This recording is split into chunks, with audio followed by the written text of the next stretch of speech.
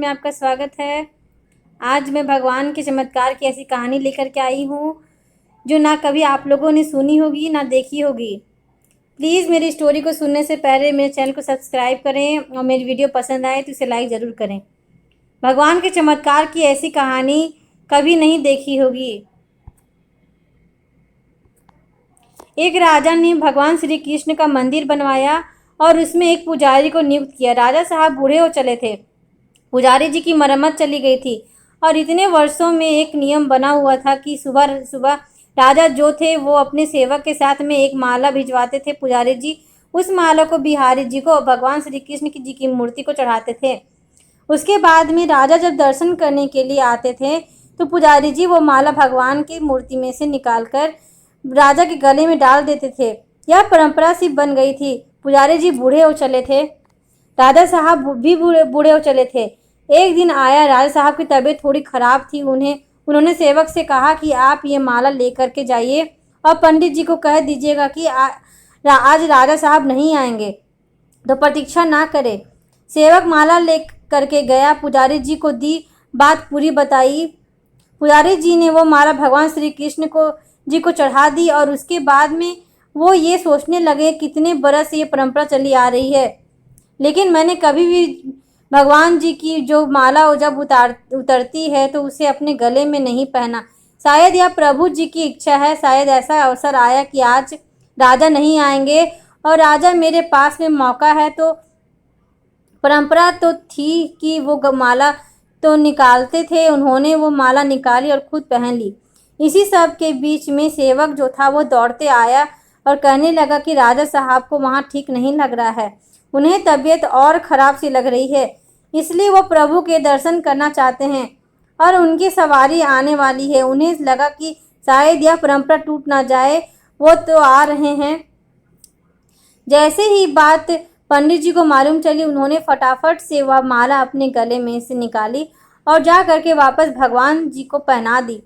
खुद की उत्तरी माला घबराहट में समझ नहीं पाए क्या करे। डर गए कि राजा साहब जो दंड देंगे। राजा आए और पुजारी जी ने वही जो परंपरा थी उनको निभाया।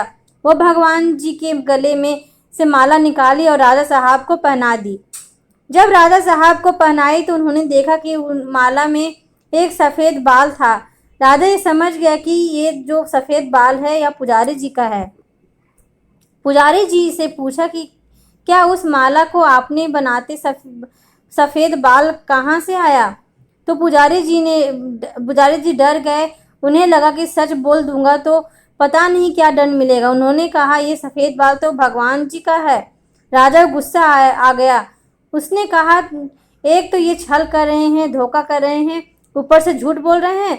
राजा ने कहा अच्छा ये बात है, भगवान जी का कब से सफ़ेद बाल हो गए हैं? ठीक है, मैं कल आता हूँ, श्रृंगार के समय आऊँगा और देखूँगा कि उनके बाल सफ़ेद या काले। अगर बाल काले निकले, सफ़ेद नहीं निकले तो आपको कल ही मृत्युदंड दिया जाएगा। आपने इतना बड़ा छल करके मेरे साथ में किया। राजा गुस्से में तमतमा कर चला गया। इधर पुजारी जी भगवान श्री कृष्ण की मूर्ति के सामने दंडवत प्रणाम करके माफ़ी मांगने लगे। कहने लगे मुझे क्षमा कर दो, मुझे लगा कि एक बार मुझे भी वो माला पहननी चाहिए, मुझे बचा लो, नहीं तो कल मौत के घाट उतार देंगे। पूरी रात रोते रहे, विनती करते रहे, प्रार्थना करते रहे। अगली सुबह राजा श्रृंगार के समय जाप करके वो मुकुट उतारा और भगवान जी के बाल देखे। राजा चौंक गया, बाल सफ़ेद थे। फिर राजा ने सोचा कि पुजारी जी जो हैं कहीं फिर से चाल तो नहीं चल रहे हैं, उन्होंने काले बाल रंगवा तो नहीं दिया, सफ़ेद तो नहीं करा दिया, तो असली है या नकली जांचने के लिए वो बाल तोड़ने लगे। और जैसे ही राजा ने बाल तोड़े, मूर्ति में से खून की धारा बहने लगी। राजा प्रभु के चरणों में गिर गए, क्षमा मांगने लगे, माफ़ कर दो भगवान। उस मूर्ति में से आवाज़ आई थी, राजा तुमने मुझे सिर्फ मूर्ति माना, इसलिए आज से मैं तुम्हारे लिए सिर्फ मूर्ति हूँ, लेकिन पंडित जी ने मुझ में साक्षात भगवान देखे, इसलिए मुझे अपने भक्त की रक्षा करने के लिए अपने बालों को सफ़ेद करना पड़ा, खून की धारा बहानी पड़ी ताकि तुम्हें समझा पाऊँ। मानना चाहे तो पत्थर में भी भगवान है। भगवान जहाँ भाव है वहीं भगवान।